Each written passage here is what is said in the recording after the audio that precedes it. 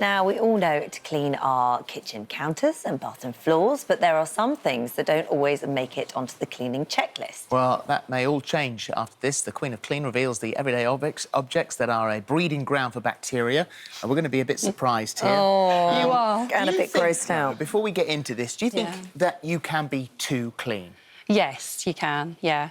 But there's nothing wrong with that, is there? But I think sometimes, like you've just said there, we do clean the kitchen counters, we do wash the floor, but there are things we do forget to clean. Yeah. And those things are quite important. So what are they So what I've been doing this morning is I've been running around the studio with this swabbing machine. Right, what does that do So then? this basically will tell us how clean things are. Oh, God. So if the reading is under 50, that's sterile. So you could go and operate in an operating theatre and be completely safe. OK. Between 50 and 100, cause for concern. Oh, don't go near that rug, because that rug anything is covered over in... 100, we've had it. Yeah, OK. Literally had it. Okay. I'd like to do that rug, actually. Have you done that rug? I didn't do the rug. All right, well, I'll do it and we'll have a look. We should That have a rug go. has been pooed on more times than you can possibly imagine. What I've started with today is the toothbrush. Now, we brush our teeth every day. It's kept in the bathroom. Where do you keep yours? In the bathroom. And do you keep it in a cupboard? Do you keep it so that there's a lid on top of it, or is it Mine just hasn't got a lid. I mean, sometimes it's sort of charging in the cupboard, but most of the time it's on the side. If one of your children went to the toilet and they left the toilet seat up and then flushed, what's going to jump out of your toilet?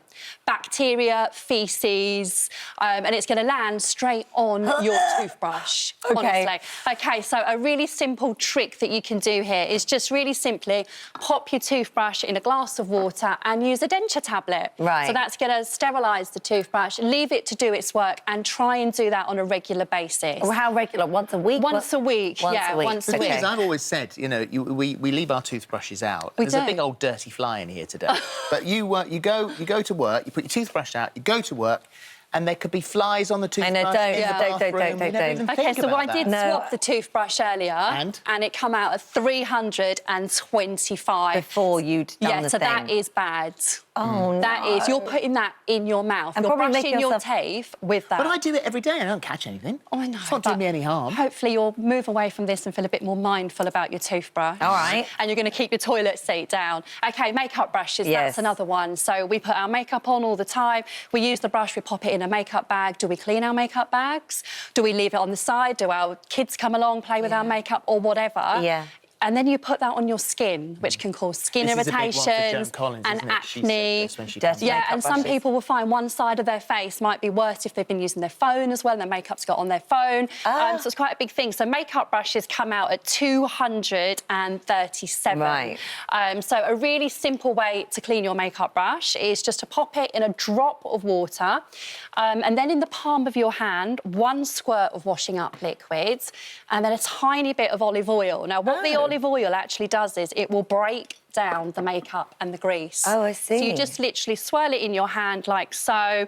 The makeup, the foundation and stuff will come off. You rinse that and you lay it down to dry. OK. And that's a simple tip. There's no toxins being used. It's just a nice little tip that you can actually do. OK, And great. then with the denture tablets again there, pop one down the loo. Every day, pop a denture tablet down the loo rather than using and that cleans bleach. the loos? And that will fizz up and that will clean the toilets. Ah. So that's Also another, really handy if your teeth fall down there. Yeah. OK, so moving on to your home office space. Keyboards. Yes. OK, so this come out quite high. Did it? This come out at Who's been eating their lunch on your keyboard? Well, that's the thing. People sit at their desk, don't they? Or they share in an office. Right. And you could have someone on the morning shift using the keyboard and then the afternoon shift person. Not everyone washes their hands. And I think, you know, you go to the public toilets, you see people scurrying out, don't you? I'm not washing my hands. And you see a lot of that. And then they're touching the keyboard. OK, so the keyboard come out at 651. That's really high. That is disgusting. That is like cause for concern. Oh, gosh. So a few simple tricks you can do. So whilst you're sat in the office, you might be on the phone to a potential customer, you've got your hands free, a sticky notepad, so your post-it note, and just pop that through the keys like so, and you're just picking out that dirt and grime that's actually got set into... So I've got some hair on there, there's some black bits of spots and stuff. So that's just come out, and that's something you can do. Is it better to do that first? Yes, it is, but that can damage your keyboard. And if you're on the phone, you don't want the banging, do you? And then you've got to hoover up the crumbs. So you've actually made more mess. So using a sticky pad just while your hands are free. Yeah. So you're just utilising your time. You're being, you're multitasking, so that one come out quite high. What about a deep clean? Deep clean, with that one I'd use a bit of rubbing alcohol on a cloth, or you could even use a makeup brush and rub that over, or, you know, an earbud or something like that. OK. So that's a good one. TV remote control. What do you think this one came out I bet that's at? really... If a keyboard's high, whatever that's called, then that's going to be high. But then these are kept in the lounge, which there's no cooking and stuff. There's, you know, the lounge is quite a clean room, isn't it, in your home? So this one come out at 270. Oh, that's all right. So it's OK, but it's not brilliant. No, I'll clean my teeth with that instead. Do you ever think to clean this? No. Well, When you're vacuuming and doing the dusting, do you ever think, oh, remote control? No. No, because I'm still alive. I've never cleaned a remote ever, and I'm still alive. OK.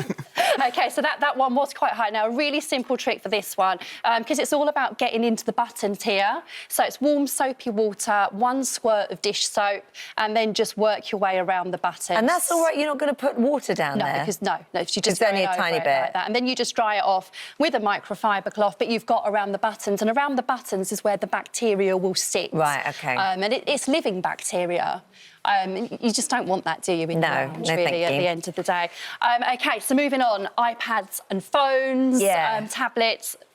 They're not good.